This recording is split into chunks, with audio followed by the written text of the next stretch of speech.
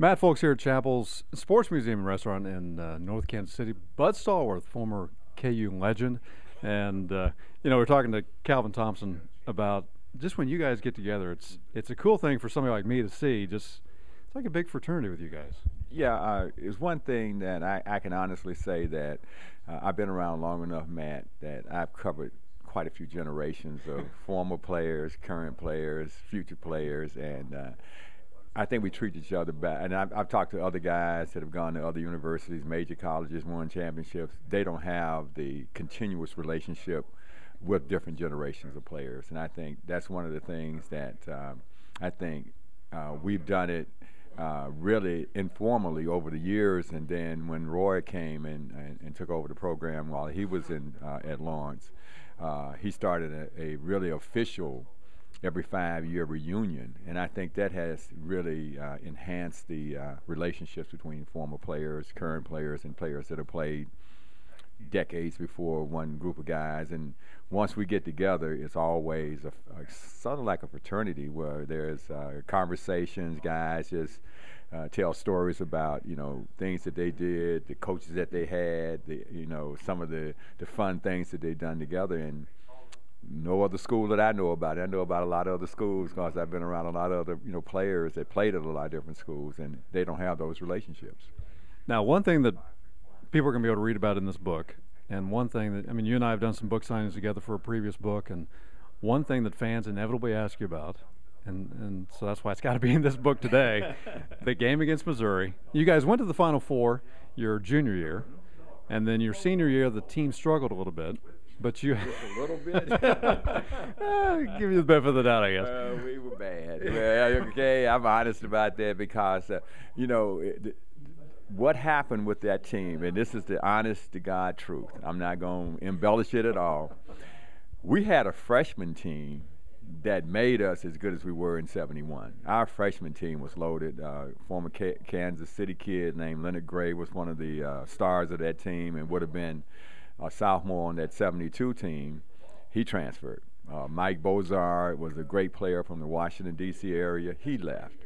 And then Randy Canfield, who would have replaced Roger Brown or Dave Roberts as the forward or the center on that team, he had lung problems. And so we really not only lost our front line, which was Dave Roberts, Pierre Russell, and Roger Brown off of the '71 Final Four team, but we lost the freshman team that would have replenished that lineup. And so Coach Orange went out, and this was the only time during my 4 years there, actually had to recruit in the summertime to get players to make up that team. So I'm not making excuses, but we really did, instead of losing a front line of seniors, and we would have had sophomores the following year, we actually lost 2 classes of players that would have been our front line, to the extent that I jumped center my senior year. Okay, so that tells you what kind of a team we had. We were very small, and we just didn't have the skill set that we had over the years before then, and it showed.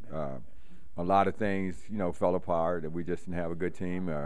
Mark Matthews, who was our basically the manager, ended up starting at the end of the year. Now, he was a decent ball player, but he was the manager prior to that. And so, but talking about the Missouri game, now the rivalry, what it is. There were some contentious, comments made about our team. My roommate informed me that Coach Stewart had selected John Brown, who was the All-American for Missouri at the time, as the best player in the conference.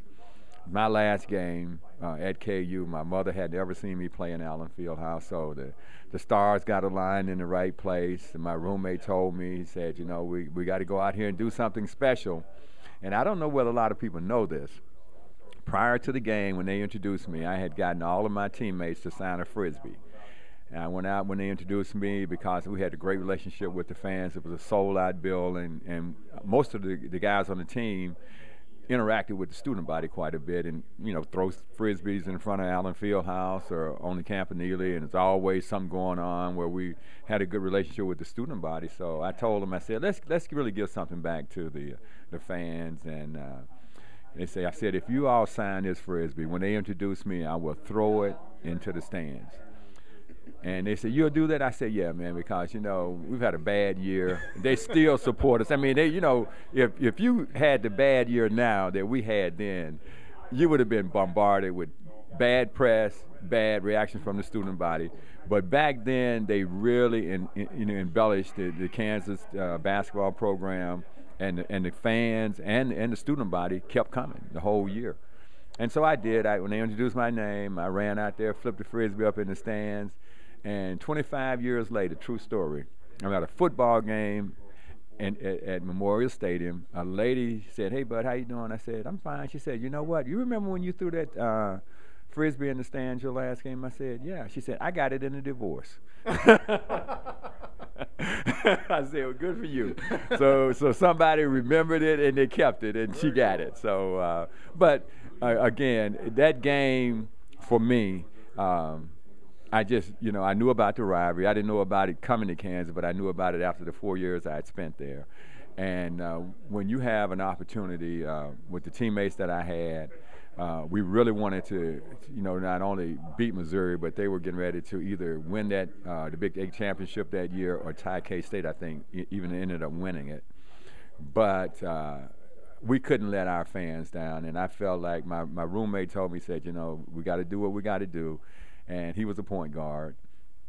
And he started, getting me in some spots. I started, hitting some shots, and they tried a couple of different defenses. And when you start changing defenses as far as the player goes, you get that confidence.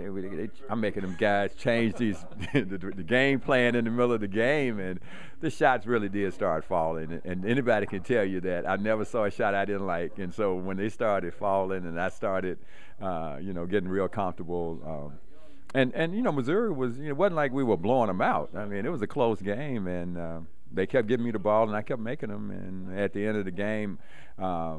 Towards the end of the game, back then the assistant coaches only had two coaches on the bench, and the other one had to sit up in the stands at the press area. And back then they had little phone services. So my freshman coach, Coach Catlett, and Bob Fredericks had found out that I was close to breaking the Big 8 scoring record, which Cliff Mealy, who was a good friend of mine that played at Colorado, had set the year before. And I was on the bench. And he called down and told Coach Owens and Coach Miranda that I had a chance to probably, break Cliff Mealy's record. So they put me back in. I think I had maybe 45 at that time, and I think the record was 47. And they gave me the ball a couple of times. Missouri let me get it up in the air, and it went in. So, and then, it wasn't a scoreboard showing any of this, so I really didn't know what had went on until after the game. And the incredible thing, when you think back now, folks, there was no three-point line. So there's no telling how many points this guy would have scored. But he's Bud Stallworth. I'm Matt Folks. Thanks for coming out today. Thanks for being part of the book. And you guys need to check out, tentatively titled, Conversations at Chappell's.